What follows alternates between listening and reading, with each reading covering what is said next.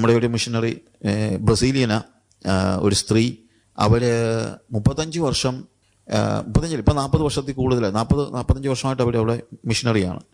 40 വർഷത്തിനിടയ്ക്ക് അവർക്ക്, ഞാൻ അവരെ കാണുമ്പം അവർ 25 വർഷമായിട്ടോ 27 വർഷമായിട്ടോ മറ്റോ അവിടെ മിഷനറിയാണ്. ആ 27 വർഷത്തിനിടയ്ക്ക് 33 പ്രാവശ്യം മറ്റോ അവർക്ക് മലേറിയ വന്നിട്ടുണ്ട്. അങ്ങനെ മലേറിയ ഭയങ്കര കോമണാണ്, അതിന് മരുന്നുമുണ്ട്. അപ്പോൾ ഡോക്ടർ മലേറിയയുടെ ലക്ഷണം പറഞ്ഞാൽ ഉടനെ തന്നെ മരുന്ന് കുറിച്ച് തരും.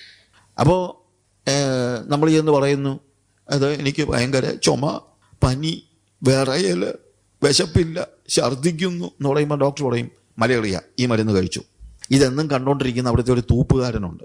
തൂപ്പുകാരൻ ഒരു ദിവസം ഡോക്ടർ വന്നില്ല, ഡോക്ടറുടെ കുപ്പായമൊക്കെ ഇട്ട് അവിടെ ഇരിക്കുക. ഡോക്ടർ കളിച്ച് ഉടനെ ഒരാൾ വന്നിട്ട് പറഞ്ഞു, ഡോക്ടറെ, യെസ്, പനി, ചുമ, ഛർദില്, ദേഹത്തിന് വിറയൽ, അത് മലേറിയയാ, എന്നാ ഈ മരുന്ന് കഴിച്ചോ എന്ന് പറഞ്ഞ് അയാൾ മരുന്നെടുത്ത് കൊടുത്തു. കാര്യം അയാൾ എപ്പോഴും കാണുന്നതാണല്ലോ ഡോക്ടർ മരുന്നെടുത്ത് കൊടുക്കുന്നത്. ഈ മരുന്ന് കഴിച്ചാൽ മലേറിയ പോകുമോ? പോകും. കാര്യം ഡോക്ടർ വ്യാജനാണെങ്കിലും മരുന്ന് ഒറിജിനലാ. മനസ്സിലായില്ലേ? എന്ന് പറഞ്ഞ പോലെ ഞാൻ തമാശയ്ക്കാണെങ്കിലും പറയുക, ഏതെങ്കിലും രീതിയിൽ പാപത്തിൽ ജീവിക്കുന്ന ഒരു പ്രവാചകനോ അതുപോലുള്ള ഒരാളോ യേശുവിൻ്റെ നാമത്തിൽ ഞാൻ ഭൂതത്തെ ശാസിക്കുന്നു, ഇറങ്ങിപ്പോന്ന് പറഞ്ഞാൽ ചിലപ്പം യേശുവിൻ്റെ നാമം കേട്ടിട്ട് ഈ ഭൂതം അങ്ങ് പോയെന്നിരിക്കും. പക്ഷേ ഭൂതത്തെ ഇറക്കിയവൻ സ്വർഗത്തിൽ പോകത്തില്ല. കാരണം മരുന്ന് ഒറിജിനൽ ആണെങ്കിലും ഇവൻ ഡ്യൂപ്ലിക്കേറ്റാ. അങ്ങനെ ഒത്തിരി ഡ്യൂപ്ലിക്കേറ്റ് പ്രസംഗകരും പ്രവാചകന്മാരും ഭൂതശാന്തി ഉള്ളവരും ഒക്കെ, ഭൂതശാന്തിയൊക്കെ കാണിക്കുന്നവർ ഒക്കെ ഇതിനകത്ത് കാണുമായിരിക്കും. അപ്പോൾ അത് വെച്ചോണ്ട് അങ്ങനൊരു ശുശ്രൂഷ ഉണ്ടെന്ന് പറഞ്ഞു പോലും സ്വർഗത്തിൽ പോകണമെന്ന് നിർബന്ധമില്ല. കർത്താവ് പറയുന്നത്, ഞാൻ നിങ്ങളെ ഒരു നാളും അറിയുന്നില്ല, ഞാൻ നിങ്ങളെ അറിയുന്നില്ലെന്ന് പറഞ്ഞു കഴിഞ്ഞാൽ അവിടെ പറയുന്നത് അറിയുന്നില്ലെന്ന് പറഞ്ഞിട്ട് അധർമ്മം പ്രവർത്തിക്കുന്നവരെ എന്നാ. അപ്പം അതിൻ്റെ അടുത്തും അറിയാമെന്നാ അല്ലേ? അറിയാമെങ്കിൽ എനിക്ക് വിളിക്കാൻ പറ്റുകയല്ലോ. അങ്ങനെ ഇപ്പോൾ വഴിയെ വന്ന ഒരുത്തനെ കണ്ടോണ്ട് ഉടനെ ഞാൻ എടാ കള്ളാന്ന് വല്ലതും വിളിക്കാൻ പറ്റുമോ? ഇല്ല. കർത്താവ് പറഞ്ഞത്, ഞാൻ നിങ്ങളെ അറിയുന്നത് രോഗശാന്തി ഉള്ളവരായിട്ടും ഭൂതശാന്തി ഉള്ളവരായിട്ടും ഒന്നുമല്ല, ഞാൻ നിങ്ങളെ അറിയുന്നത് അധർമ്മം പ്രവർത്തിക്കുന്നവരായിട്ടാണ്. കാരണം പള്ളിക്കകത്ത് നിങ്ങൾ ഭൂതങ്ങളെ പുറത്താക്കി, പള്ളിക്ക് പുറത്ത് നിങ്ങൾ അധർമ്മം പ്രവർത്തിച്ചു. ഒരു കാര്യം ഞാൻ പറയാം, പള്ളിക്കകത്ത് ചെയ്യുന്ന ശുശ്രൂഷകൾ കൊണ്ടല്ല ഒരാൾ സ്വർഗത്തിൽ പോകുന്നത്, പള്ളിക്ക് പുറത്ത് ചെയ്യുന്ന പ്രവൃത്തികൾ കൊണ്ടാണ്, നമ്മുടെ ജീവിതം കൊണ്ടാണ്.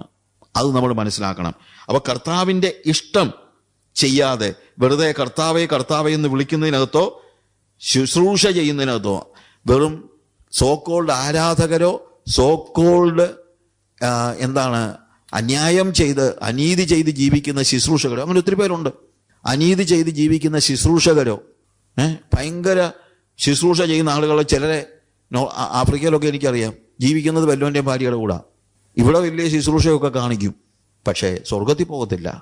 കാരണം ദൈവം എപ്പോഴും നോക്കുന്നത് നീ അകത്ത് എന്തെങ്കിലും കാണിക്കുന്നോ എന്നുള്ളതല്ല, പുറത്ത് നീ എങ്ങനെ പ്രവർത്തിക്കുന്നു.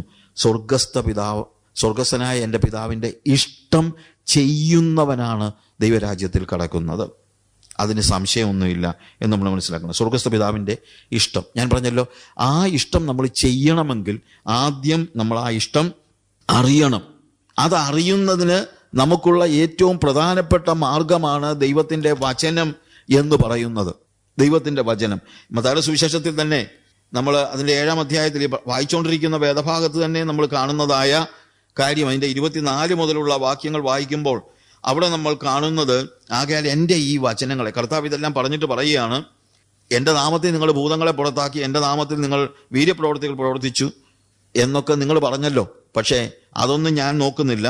ഞാൻ നിങ്ങളെ അധർമ്മം പ്രവർത്തിക്കുന്നവരും എന്നെ വിട്ടുപോകുവീൻ എന്ന് തീർത്തു പറയും. എന്നിട്ട് കർത്താവ് പറയുന്ന വാചകം, ആകയാൽ എൻ്റെ ഈ വചനങ്ങളെ കേട്ട് ചെയ്യുന്നവൻ എല്ലാം പാറമേൽ വീട് പണിത ബുദ്ധിയുള്ള മനുഷ്യനോട് തുല്യനാകുന്നു. എൻ്റെ ഈ വചനങ്ങളെ കേൾക്കുന്നവനല്ല, എൻ്റെ ഈ വചനങ്ങളെ പ്രസംഗിക്കുന്നവനുമല്ല. കേൾക്കുന്നത് നല്ലതാണ്, പ്രസംഗിക്കുന്നത് നല്ലതാണ്, പക്ഷെ കേട്ടത് കൊണ്ടോ പ്രസംഗിച്ചത് കൊണ്ടോ നമ്മൾ ദൈവരാജ്യത്തിൽ കടക്കുമെന്ന് ചിന്തിക്കേണ്ട. ഇവിടെ ഭയങ്കരമായിട്ടുള്ളൊരു വ്യത്യാസമുണ്ട് ഈ വചനങ്ങളെ കേട്ട് ചെയ്യുന്നവനും ചെയ്യാത്തവനും. എൻ്റെ ഈ വചനങ്ങളെ, അപ്പോൾ മോളിൽ നമ്മൾ പറഞ്ഞ എന്താണ്? ഇഷ്ടം ചെയ്യുന്ന കാര്യമാണ് നമ്മൾ മോളിൽ പറഞ്ഞത്. കർത്താവ് തന്നെ പറഞ്ഞത്, സ്വർഗസ്വനായ എൻ്റെ പിതാവിൻ്റെ ഇഷ്ടം ചെയ്യുന്നവനത്രേ സ്വർഗരാജ്യത്തിൽ കടക്കുന്നത്. പിന്നെ അതിനെ വചനവുമായി കർത്താവ് ബന്ധിപ്പിക്കുകയാണ്. കർത്താവ് പറയുകയാണ്, എൻ്റെ ഈ വചനങ്ങളെ കേട്ട് ചെയ്യുന്നവനല്ല, ഇഷ്ടം ചെയ്യുന്നവൻ, വചനം പ്രാവർത്തികമാക്കുന്നവൻ എന്നാണ് അവിടെ പറയുന്നത്. ഇഷ്ടം ചെയ്യുന്നവൻ എന്ന് പറഞ്ഞതിന് താഴെ പറയുകയാണ്, എൻ്റെ ഈ വചനങ്ങളെ കേട്ട് ചെയ്യുന്നവനൊക്കെയും പാറമേൽ വീട് പണിത ബുദ്ധിയുള്ള മനുഷ്യനോട് തുല്യനാകുന്നു. വൻമഴ ചൊരിഞ്ഞു, നദികൾ പൊങ്ങി, കാറ്റടിച്ചു, ആ വീടിന്മേൽ അടിച്ചു, അത് പാറമേൽ അടിസ്ഥാനമുള്ളതാകയാൽ വീണില്ല. എന്താണ് പാറമേലുള്ള അടിസ്ഥാനം? ദൈവത്തിൽ നിന്ന്, കർത്താവിൽ നിന്ന് കേട്ട വചനം. ഈ ബൈബിളിന്റെ കാര്യമായി പറയുന്നത്. ഈ ബൈബിൾ അതനുസരിച്ച് ജീവിക്കുന്നവനാണ് സ്വർഗത്തിൽ പോകുന്നത്. അവന്റെ വീട് തകർന്നു പോകയില്ല. വ്യത്യാസം: 1 ചെയ്യുന്നവൻ, 2 എൻ്റെ ഈ വചനങ്ങളെ കേട്ട് ചെയ്യാത്തവനൊക്കെയും. അപ്പൊ ഡിഫറൻസ് 2 കൂട്ടർ തമ്മിലാ. 1 വചനത്തെ കേട്ട് ചെയ്യുന്നവനും, വചനത്തെ കേട്ട് ചെയ്യാത്തവനും. ചെയ്യാത്തവൻ മണലിന്മേൽ വീട് പണിത മനുഷ്യനോട് തുല്യം. ഒരു കാറ്റടിച്ചു, അത് തകർന്നു പോയി, നിത്യതയോളം നിലനിൽക്കുന്നതൊന്നുമല്ല. എന്നാൽ വചനത്തിൽ നിലനിൽക്കുന്നവൻ, അവൻ നിത്യതയിലേക്ക് പോകുന്നവനാണ്. അവൻ നിത്യതയിലേക്ക് പോകുന്നതായ കാര്യം. മണലിന്മേൽ പണിത വീട് കാറ്റടിച്ചപ്പോഴത്തേക്ക് വീണെന്ന് തന്നെയല്ല, അതിൻ്റെ വീഴ്ച വലിയതായിരുന്നെന്ന് എഴുതിയിരിക്കുന്നത്. നോക്കുക, വീഴ്ച വലിയതായിരുന്നു. എൻ്റെ ഈ വചനങ്ങളെ കേട്ട് ചെയ്യുന്നവൻ. ഈ 2 വ്യത്യാസമാണ് നമ്മളിവിടെ കാണുന്നത്. സ്വർഗത്തിലേക്ക് നിലനിൽക്കുന്ന ജീവിതവും ഇവിടെ തന്നെ തകർന്നു പോകുന്ന ജീവിതവും തമ്മിൽ ഒരു വ്യത്യാസമേ ഉള്ളൂ. വചനങ്ങളെ കേട്ട് ചെയ്യുന്നവൻ, സ്വർഗത്തിലേക്ക് നിലനിൽക്കുന്ന ജീവിതം നയിക്കുന്നവൻ. ഈ വചനങ്ങളെ കേട്ട് ചെയ്യാത്തവൻ. 2 കൂട്ടരും കേട്ടതാ, ഒരു കൂട്ടർ മാത്രമല്ല കേട്ടത്, 2 കൂട്ടരും വചനം കേട്ടതാണ്. പക്ഷെ കേട്ടത് അത് വിശ്വസിച്ച് പ്രവൃത്തിയിൽ കൊണ്ടുവന്നവൻ സ്വർഗത്തിലേക്ക് നിലനിൽക്കുന്ന, കാറ്റടിച്ചു, വൻമല ചൊരിഞ്ഞു, മരണം വരെ സംഭവിച്ചാലും അവൻ താഴെ വീഴത്തില്ല. കാര്യം അവൻ പാറമേൽ അടിസ്ഥാനമിട്ട് വീട് പണിതവനാണ്. എന്നാൽ കേട്ട് ചെയ്യാത്തവൻ, ഒരു ചെറിയ കാറ്റടിച്ചാൽ അവൻ്റെ വീട് പോകുന്നത് പോലെ. ഈ വചനങ്ങളെ കേട്ട് ചെയ്യുന്നവനും ചെയ്യാത്തവനും എന്നുള്ള വ്യത്യാസം. അനുസരണമാണ് ഏറ്റവും പ്രാധാന്യമർഹിക്കുന്നതായ കാര്യം എന്ന് നമ്മൾ മനസ്സിലാക്കണം. അനുസരണം. 119:4 മുതലുള്ള വാക്യങ്ങൾ: നിന്റെ പ്രമാണങ്ങളെ കൃത്യമായി ആചരിക്കേണ്ടതിന് നീ അവയെ എനിക്ക് കൽപ്പിച്ചു തന്നിരിക്കുന്നു. എന്തിനാ വചനം? വചനം തലയ്ക്ക് വെച്ച് കിടന്ന് ഉറങ്ങാനല്ല, സ്വപ്നം കാണാതിരിക്കാനല്ല. വചനം എന്തിനാണ്? വായിക്കാൻ വേണ്ടി മാത്രമുള്ളതല്ല. വായിച്ച് ഹൃദയത്തിൽ കയറി അത് പ്രവൃത്തിയിൽ കൊണ്ടുവരുന്നവനാണ്, അത് അനുസരിക്കുന്നവനാണ്. അത് ദൈവത്തിൻ്റെ ഇഷ്ടമാണ്. നിന്റെ ഇഷ്ടം ചെയ്യുവാൻ ഞാൻ പ്രിയപ്പെടുന്നു. നിന്റെ ഇഷ്ടം ചെയ്യുവാൻ ഞാൻ പ്രിയപ്പെടുന്നെന്നാണ്. ചെയ്യുവാൻ, വായിക്കാൻ മാത്രമല്ല പ്രിയം, അത് ചെയ്യാനായിട്ട്, അത് പ്രവൃത്തി പദത്തിൽ കൊണ്ടുവരുവാനായിട്ട്. കേട്ട് ചെയ്യുന്നവനൊക്കെയും പാറമേൽ അടിസ്ഥാനമിട്ട് വീട് പണിയുന്ന മനുഷ്യനോട് തുല്യനാകുന്നു. സങ്കീർത്തനം 119 നിന്റെ പ്രമാണങ്ങളെ കൃത്യമായി ആചരിക്കേണ്ടതിന് അവ കൽപ്പിച്ച് തന്നിരിക്കുന്നു, അവയെ കൽപ്പിച്ചു തന്നിരിക്കുന്നു. പ്രിയമുള്ളവരെ, എന്തിനാണ് വചനം നമുക്ക് നൽകിയിരിക്കുന്നതെന്ന് ചോദിച്ചാൽ മറ്റൊന്നിനുമല്ല, അത് ആചരിക്കേണ്ടതിന് വേണ്ടിയാണ്, അത് പ്രവർത്തിക്കേണ്ടതിന് വേണ്ടിയാണ്. വായിച്ചൊരു രസം, വായിച്ചാൽ ഞാൻ വചനം എൻജോയ് ചെയ്യുന്ന ആളാണ്. വചനം വായിക്കുന്നത് എനിക്ക് ഭയങ്കര ഇഷ്ടമാണ്. പക്ഷേ അങ്ങനെ വചനം വായിച്ചങ്ങ് രസിച്ച് അവിടെ ഇരിക്കാനല്ല. ഞാൻ വായിക്കുന്ന കാര്യങ്ങൾ അതെൻ്റെ ഉള്ളിൽ കയറി ദൈവവചനത്തിൽ എന്നെക്കുറിച്ചുള്ള ദൈവ ഇഷ്ടം എന്താണെന്ന് എഴുതിയിരിക്കുന്നു എന്ന് ഞാൻ തിരിച്ചറിഞ്ഞ് അത് പ്രവൃത്തി പദത്തിൽ കൊണ്ടുവരുന്നതാണ് നമ്മൾ കാണുന്നത്. അവിടെ നിന്റെ പ്രമാണങ്ങളെ കൃത്യമായി ആചരിക്കേണ്ടതിന്, 5-ാമത്തെ വാക്യത്തിൽ നിന്റെ ചട്ടങ്ങളെ ആചരിക്കേണ്ടതിന് എൻ്റെ നടപ്പ് സ്ഥിരമായെങ്കിൽ കൊള്ളായിരുന്നു. ആചരിക്കേണ്ടതിന്. 6-ാമത്തെ വാക്യത്തിൽ നിന്റെ സകല കൽപ്പനകളെയും സൂക്ഷിക്കുന്നിടത്തോളം ഞാൻ ലജ്ജിച്ചു പോകയില്ല. ഐ റെസ്പെക്ട് ഓൾ ദൈ കമാൻഡ്മെന്റ്സ്. സൂക്ഷിക്കുന്നിടത്തോളം എന്ന് പറഞ്ഞു കഴിഞ്ഞാൽ അത് പ്രവർത്തിക്കുന്നിടത്തോളം ഞാൻ ഒരു നാളും ലജ്ജിച്ചു പോകയില്ല. നിന്റെ നീതിയുള്ള വിധികളെ പഠിച്ചിട്ട് ഞാൻ പരമാർത്ഥ ഹൃദയത്തോടെ ഞാൻ നിനക്ക് സ്തോത്രം ചെയ്യും. 8-ാമത്തെ വാക്യത്തിൽ ഞാൻ നിന്റെ ചട്ടങ്ങളെ ആചരിക്കും, എന്നെ അശേഷം ഉപേക്ഷിക്കരുത്. ആചരിക്കും, പ്രവർത്തിക്കാനുള്ളതാണ്, വായിക്കാൻ വേണ്ടി മാത്രമുള്ളതല്ല. വായിക്കുമ്പോൾ അവൻ്റെ ഇഷ്ടം നമ്മൾ ഗ്രഹിക്കുന്നു. ആ ഇഷ്ടം ഗ്രഹിച്ചാൽ അത് നമ്മൾ പ്രവൃത്തി പദത്തിലേക്ക് കൊണ്ടുവരേണ്ടത് അനിവാര്യമാണ്. എന്നിട്ടാ ചോദിക്കുന്നത്, ബാലൻ തൻ്റെ നടപ്പിനെ നിർമ്മലമാക്കുന്നത് എങ്ങനെ? നിന്റെ വചനപ്രകാരം അതിനെ സൂക്ഷിക്കുന്നതിനാൽ തന്നെ. നമ്മുടെ നടപ്പിനെ സൂക്ഷിക്കുക. നമ്മുടെ നടപ്പ് വചനപ്രകാരം. അവിടെ എഴുതിയിരിക്കുകയാണ്, നിന്റെ വചനപ്രകാരം എൻ്റെ നടപ്പ്. എൻ്റെ നടപ്പിൽ, എൻ്റെ ജീവിതത്തിൽ, എൻ്റെ പ്രവൃത്തിയിൽ ദൈവത്തിൻ്റെ വചനം നിറഞ്ഞു നിൽക്കണം. ആ വചനമാണ് ഞാൻ ജീവിക്കുന്നത്, എന്നെ ജീവിപ്പിക്കുന്നത് എന്നുള്ളത് മനസ്സിലാക്കണം. കേൾക്കുന്നത് നല്ലതാണ്, പക്ഷെ കേട്ടാൽ മാത്രം പോരാ. കേൾക്കുന്ന വചനങ്ങൾ പ്രയോഗത്തിൽ കൊണ്ടുവരണം, പ്രായോഗികമാക്കണം. കേൾക്കുന്നത് എന്നെക്കുറിച്ചുള്ള ദൈവേഷ്ടമാണ്, വചനത്തിൽ എഴുതിയിരിക്കുന്നു. അത് ഞാൻ പ്രയോഗത്തിൽ കൊണ്ടുവരണം. യാക്കോബിന്റെ ലേഖനം നമ്മൾ വായിക്കുമ്പോൾ അതിന്റെ 1-ാം അധ്യായത്തിൽ തന്നെ യാക്കോബ് പറയുന്നതായ ചില കാര്യങ്ങളുണ്ട്.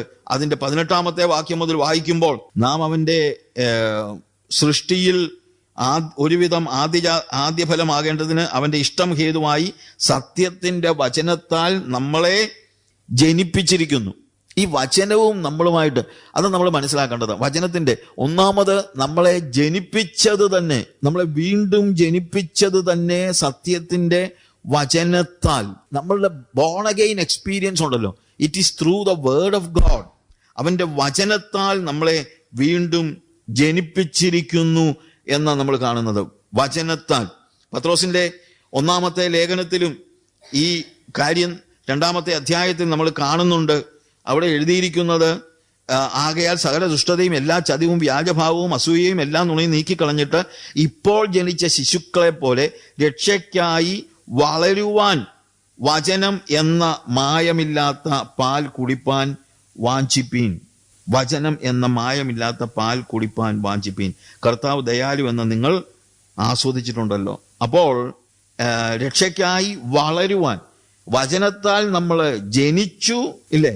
അത് വചനത്താൽ നമ്മൾ ജനിച്ചു എന്നുള്ളത് 1 പത്രോസിന്റെ ലേഖനത്തിൽ തന്നെ 1-ാം അധ്യായത്തിൽ തന്നെ നമ്മൾ വീണ്ടും അത് എടുത്തു പറയുന്നുണ്ട്.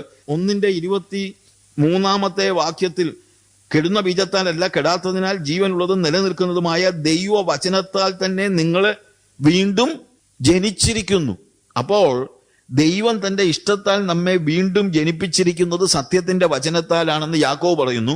പത്രോസ് പറയുന്നു, കെടുന്ന ബീജത്താലല്ല കെടാത്തതിനാൽ ജീവനുള്ളതും നിലനിൽക്കുന്നതുമായ ദൈവ വചനത്താൽ തന്നെ നിങ്ങൾ വീണ്ടും ജനിച്ചിരിക്കുന്നു. എൻ്റെ വീണ്ടും ജനനാനുഭവം തന്നെ ദൈവത്തിന്റെ വചനത്താൽ.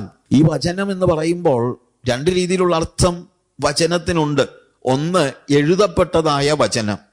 2, ജഡാവതരണം ചെയ്ത വചനമായ യേശു. നമ്മൾ യോഹന്നാന്റെ സുവിശേഷം 1-ാം അധ്യായം വായിക്കുമ്പോൾ, ആദിയിൽ വചനം ഉണ്ടായിരുന്നു, വചനം ദൈവത്തോടു കൂടെ ആയിരുന്നു, വചനം ദൈവമായിരുന്നു. ആ വചനം നമ്മുടെ ഇടയിൽ പാർത്തു. അതാണ് യേശു കർത്താവ്.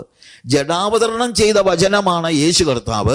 എഴുതപ്പെട്ട വചനമാണ് നമ്മുടെ കയ്യിൽ കിട്ടിയിരിക്കുന്നതായ ഈ ബൈബിൾ. ആ ജഡാവതരണം ചെയ്ത വചനത്താലാണ് നമ്മളെ വീണ്ടും ജനിപ്പിച്ചിരിക്കുന്നത്. യേശുവിലൂടെയാണ് നമ്മളെ വീണ്ടും ജനിപ്പിച്ചിരിക്കുന്നത്. ആ വചനം, ആ സത്യത്തിന്റെ വചനത്താൽ നമ്മളെ വീണ്ടും ജനിപ്പിച്ചിരിക്കുന്നു. എന്നാൽ 1 പത്രോസ് 2-ാം അധ്യായത്തിന്റെ 1-ാമത്തെ വാക്യത്തിൽ, ഇപ്പോൾ ജനിച്ച ശിശുക്കളെ പോലെ രക്ഷയ്ക്കായി വളരുവാൻ വചനമെന്ന മായമില്ലാത്ത പാൽ കുടിപ്പാൻ വാഞ്ചിപ്പീൻ. അപ്പം നമ്മൾ രക്ഷിക്കപ്പെട്ടത് തന്നെ, വീണ്ടും ജനിച്ചത് തന്നെ ജഡാവതരണം ചെയ്ത വചനത്താലാണ്. ആ വചനത്തിലാണ് നമ്മൾ നമ്മുടെ രക്ഷയിൽ വളരുന്നതും. നമ്മൾ ജനിച്ചത് വചനത്താലാണ്, വളരുന്നത് വചനത്താലാണ്. അത് നമ്മൾ മനസ്സിലാക്കണം.